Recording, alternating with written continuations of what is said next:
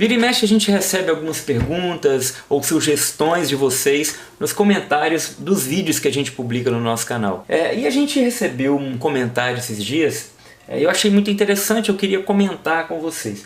A Rosane, ela disse o seguinte: Deia, bom dia, é direcionada a Deia, né, mas eu que vou responder. Se possível, você poderia fazer um vídeo sobre famílias numerosas? Estou grávida do meu 4º filho e, além de muitos parabéns, nós também recebemos muitas críticas do tipo: nossa, você queria mesmo? Ou você vai parar por aí, né? Entre outras frases desagradáveis que estamos escutando. Seria bom, pois sei que não sou a única que escuta isso e muitas gestantes absorvem esse tipo de comentário infeliz.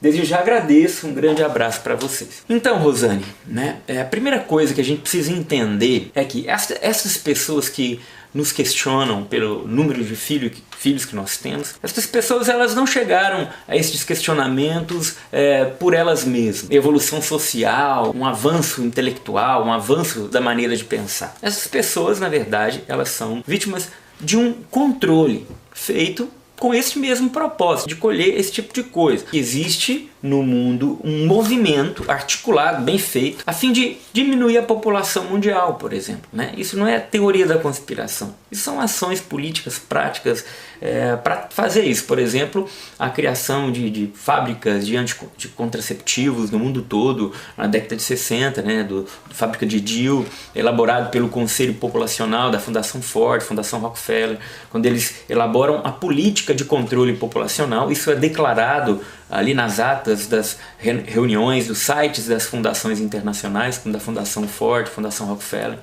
né, Fundação MacArthur. E essas fundações, elas elaboraram sim um projeto de controle demográfico. Primeiro pelo meio médico, pelos contraceptivos, pela laqueadura forçada, por vacinas, né, que causavam a esterilidade. Eles elaboraram isso e fomentaram políticas de distribuição de contraceptivos, enfim. Mas eles perceberam em um determinado momento da história que o caminho não era por aí, né? Pelo meio médico. Eles tinham que trabalhar pelo meio social, pela sociologia, pelo comportamento, pelo controle do comportamento humano. Isso surge com a ideia de um sociólogo americano chamado Kingsley Davis, né? Ele surge com isso, falando para essas grandes fundações que o meio de se fazer o controle demográfico não era pelo meio médico, mas pelo meio do comportamento. Você precisa alterar o comportamento das pessoas.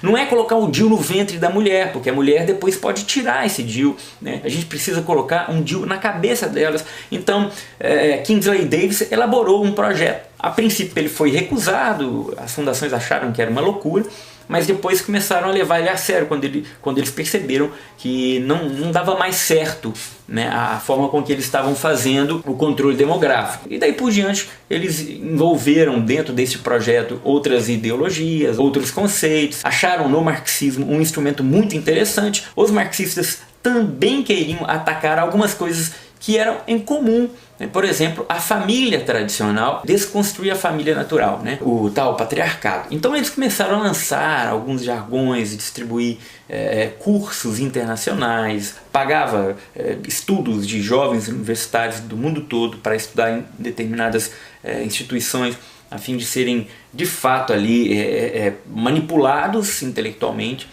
para que voltassem para os seus respectivos países já preparados para aplicar tudo que eles aprenderam. E até hoje isso é feito. Tudo isso aconteceu debaixo do nosso nariz, quando a gente percebeu a coisa já estava tomada, lastrada, e nos restou então despertar e denunciar esse processo todo. Provavelmente você já deve ter visto um vídeo de alguém que também fala sobre isso e que denuncia todo esse processo aí, ele é bem conhecido. E onde eu quero chegar com isso? Tudo isso que eu disse foi para chegar na questão que a Rosane coloca aqui, no que ela sofre com as pessoas falando para ela que ela tá doida, ou que, nossa, você queria mesmo o 4º filho, agora você vai parar, né? Pelo amor de Deus, não, agora fechei a fábrica, tem 1 ou 2, já falando, não, tá bom demais, não quero mais. Isso é fruto de um controle mesmo de comportamento, de mentalidade, gente, feito por décadas a fio, né? Usando os meios de comunicação. Então isso vai impregnando. Os termos que surgem no mundo todo de maneira simultânea não é uma coincidência gigante, né? A questão do gênero, por exemplo, a ideologia de gênero no mundo todo ao mesmo tempo, isso tudo foi uma grande coincidência? Não, isso foi uma articulação para que justamente isso acontecesse.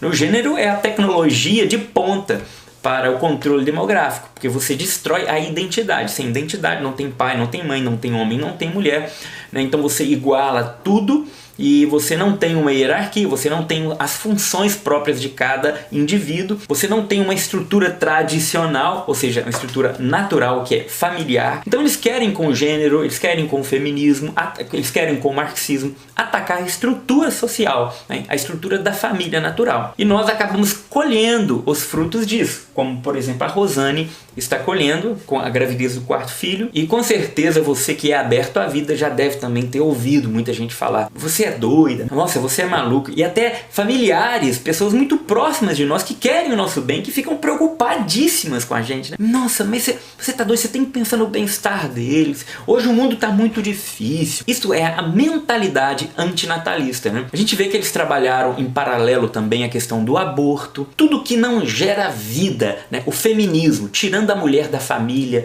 do lar, colocando ela no mercado, fechando ela à maternidade. A maternidade não é discutida nas questões sobre mulher na ONU, por exemplo. Jamais. Põe a mulher como a empoderada, ela tem que ocupar o lugar do homem, ela tem que ir para o mercado, mas não aborda hora nenhuma essa faceta da mulher, que é a maternidade, que diz muito da sua identidade e da sua realização pessoal, né? Isso não importa para esses organismos, né, que dizem defender as mulheres, que defendem o feminismo a todo custo e o aborto a todo custo, até com a desculpa de defender o direito das mulheres. Isso é uma grande falácia. Se eles estivessem de fato preocupados com o direito da mulher, a mulher mais frágil, né, eles defenderiam a mulher que ainda está no ventre materno, que é a mulher na sua situação mais vulnerável. É ou não é? Que defesa de mulher é essa? Que entrega à morte justamente estas mulheres mais inocentes e mais indefesas em fases gestacionais. Eles são especialistas em manipular dados, pesquisas, são experts em mentiras. É a única forma de avançar com mentiras, porque cada vez mais a verdade, inclusive a verdade científica, está do lado da família natural, está do lado da vida, está do lado da feminilidade. A ciência tem demonstrado cada vez mais, e eu digo todas as ciências, inclusive as ciências que tratam do emocional, do psicológico, que o ser humano só vai se realizar se ele seguir a sua natureza, aquilo que existe de mais intrínseco em sua natureza. Entre outras coisas, a defesa da vida, a sua própria identidade de homem e de mulher, a liberdade da mulher ser, por exemplo, dona de casa, de ser mãe. Qual é o problema da mulher ser isso? Eles falam tanto, né? Não, a mulher tem que ser aquilo que ela quiser ser. Menos mãe, menos esposa, menos do lar. Aí o discurso já muda, né? Que defesa é essa? É uma defesa seletiva, né? Aí a gente já percebe o caráter desse tipo de pensamento, desse tipo de ideologia, desse tipo de política, de controle demográfico. O que a Rosane está passando, na verdade, é o resultado de décadas de investimento no controle da mentalidade das pessoas. Nós temos sido, sim, manipulados ao longo dessas décadas para pensar justamente desta forma. Essas pessoas que se escandalizaram com a Rosane porque ela está grávida do 4º filho, elas não têm ideia desta engenharia social toda. Não passa na cabeça delas, porque elas estão preocupadas em pagar a conta de luz no final do mês, elas estão preocupadas em pagar a escola, elas estão preocupadas em sair no final de semana para comer uma carne.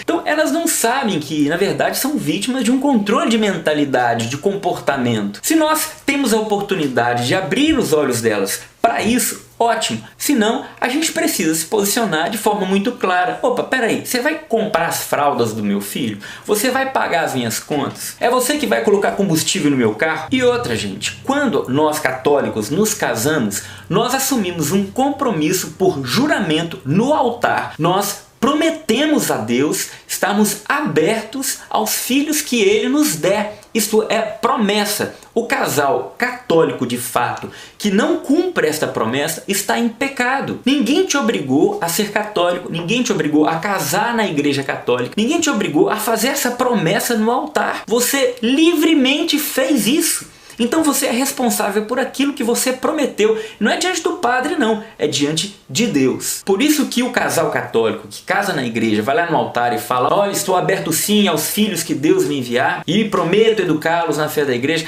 Se você não cumpre esta promessa, o seu matrimônio pode até ser inválido. Se você tinha consciência disso, você livremente optou por não ter filhos, mesmo assim você subiu no altar e fez essa promessa. Então você foi mentiroso. Bom, eu questiono a validade de um matrimônio desse. Então, Rosane, o que está acontecendo com você é o que está acontecendo com muita gente no mundo todo, tá? Você está sendo vítima desta mentalidade complexa, muito mais complexa do que aquilo que a gente falou aqui. Agora, nós que somos católicos, casados, estamos abertos à vida, estamos dispostos a cumprir a promessa que fizemos no altar. Nós não temos que baixar a cabecinha e falar, nossa, é mesmo, olha, essa pergunta me deixa encabrunhado, é muito chato, eu não sei o que eu falo, o que eu respondo. Não, se posiciona, a vida é sua. Você vai responder diante de Deus da promessa que você fez a Ele. Você vai responder diante de Deus se você está mentindo, se você está fechado à vida por egoísmo, sem motivos graves e justos. Eu jamais vou permitir que alguém cobre de mim um comportamento que é da minha responsabilidade, que eu vou ter que responder por ele. Então, Rosane querida, fica firme, se posiciona e não sejamos mais vítimas dessa tentativa de manipulação.